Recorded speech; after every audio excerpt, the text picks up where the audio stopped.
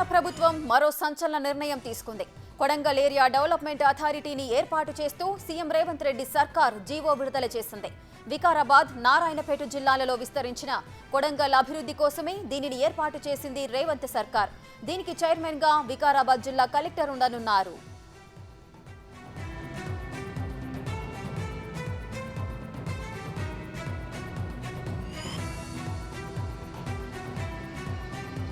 కాడా కోసం ప్రభుత్వం ఓ స్పెషల్ ఆఫీసర్ను ఏర్పాటు చేయనుంది.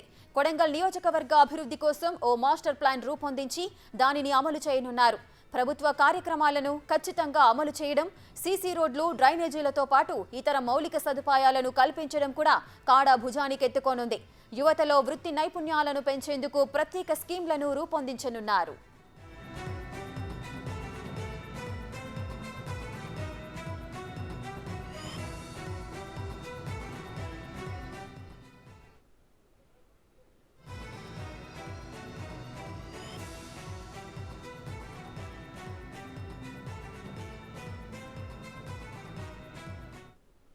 తెలంగాణ ప్రభుత్వం మరో సంచలన నిర్ణయం తీసుకుంది. మరిన్ని డీటెయిల్స్ మా ప్రతినిధి శంకర్ లైవ్ లో అందిస్తారు.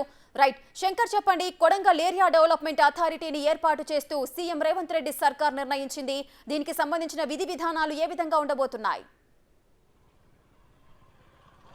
రేఖ, ఓవరాల్గా ఈ ఎన్నికల్లో కాంగ్రెస్ పార్టీ అధికారంలోకి వచ్చిన తర్వాత ఉమ్మడి మహబూబ్నగర్ జిల్లాలో ఉన్నటువంటి కొడంగల్ నియోజకవర్గాన్ని పూర్తి స్థాయిలో డెవలప్ చేస్తానని చెప్పి ప్రస్తుత సీఎంగా ఉన్నటువంటి రేవంత్ రెడ్డి ఆయన నిర్ణయాన్ని చెప్పాడు. ఈ క్రమంలోనే కాంగ్రెస్ అధికారంలోకి రావడం, పూర్తి స్థాయిలో రేవంత్ రెడ్డి సీఎం కావడం చకచకా జరిగిపోయాయి.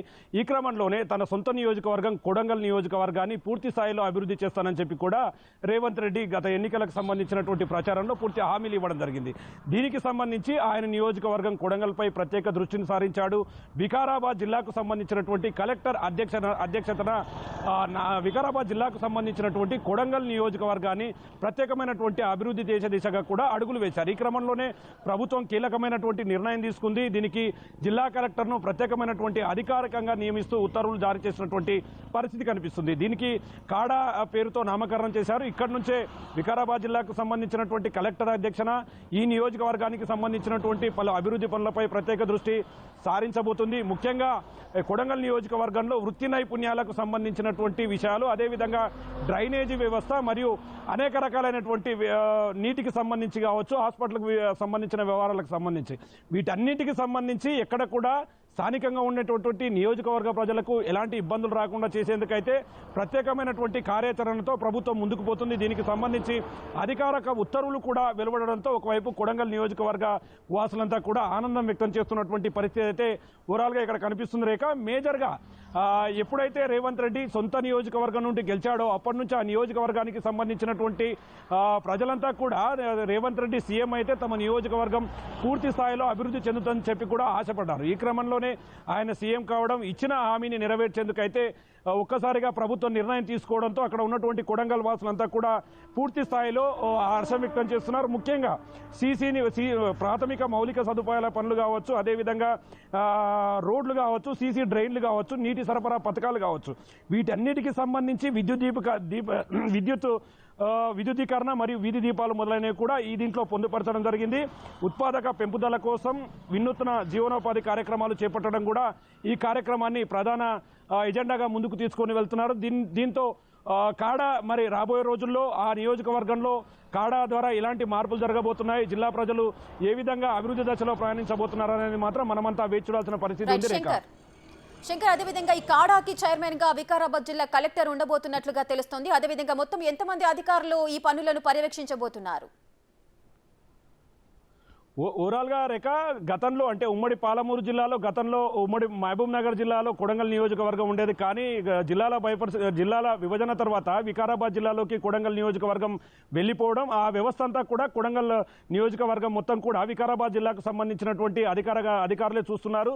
ఈ క్రమంలోనే ఈరోజు కాడాని ఏర్పాటు చేసే సమయంలో కూడా ప్రభుత్వం కీలకమైనటువంటి నిర్ణయం తీసుకోవడం జరిగింది. వికారాబాద్ జిల్లాకు సంబంధించినటువంటి జిల్లా కలెక్టరే దీన్ని ప్రధానంగా దగ్గరుండి చూస్తాడు. దీనికి ఆయనే పూర్తి స్థాయిలో లాస్ అంటూ కూడా ప్రభుత్వం నిర్ణయించింది. ఈ క్రమంలో మరికొంత పూర్తి స్థాయిలో ఒక అధికారులను అయితే నియమించుకోవాల్సి ఉంది. కలెక్టర్ పర్యవేక్షణలో అందరూ కూడా పనిచేయాలని చెప్పి కూడా స్ట్రిక్ట్గా ఆదేశాలు అయితే జారీ అయినటువంటి పరిస్థితి అక్కడ కనిపిస్తుంది. రేఖ, కలెక్టర్తో పాటు మరి ఎంతమంది అధికారులు ఉండబోతున్నారు, కలెక్టర్తో పాటు ఏ రంగానికి సంబంధించి ఎవరెవరిని ప్రత్యేకమైనటువంటి అధికారులుగా నియమించబోతున్నారు, వీరంతా కూడా కలెక్టర్ పర్యవేక్షణలో ఎలా పనిచేయబోతున్నారు అనేది మాత్రం వేచి చూడాలి. ముఖ్యంగా గతంలో వారు కోరుకున్నట్టుగా ఉమ్మడి పాలమూరు జిల్లాకు సంబంధించి మహబూబ్ నగర్ జిల్లాలో ఉంటేనే అభివృద్ధి జరుగుతుందని చెప్పేప్పుడు కొడంగల్ నియోజకవర్గ ప్రజలు ఆశపడ్డారు. కానీ బీఆర్ఎస్ గవర్నమెంట్ అధికారంలోకి వచ్చిన తర్వాత జిల్లాల విభజనలో అది కొడంగల్ నియోజకవర్గం వికారాబాద్ జిల్లా పరిధిలోకి వెళ్ళిపోవడం ఒక్కసారిగా అక్కడ అభివృద్ధి కుంటుపడిందని చెప్పి కూడా చాలా సందర్భాల్లో అక్కడ ఉన్నటువంటి స్థానిక ప్రజలైతే చెప్తూ వచ్చారు. ఈ క్రమంలోనే ఖచ్చితంగా ఈసారి గవర్నమెంట్ ఖచ్చితంగా కాంగ్రెస్ గవర్నమెంట్ అధికారంలోకి వస్తే కొడంగల్ ప్రజల కష్టాలను తీరుస్తానని చెప్పి కూడా సీఎం రేవంత్ రెడ్డి హామీ ఇవ్వడం జరిగింది. ఇచ్చిన హామీని నిలబెట్టుకునేందుకు అదేవిధంగా తన సొంత నియోజకవర్గంలో డెవలప్మెంట్ పైన రేవంత్ రెడ్డి ప్రత్యేకమైన దృష్టి సారించాడు.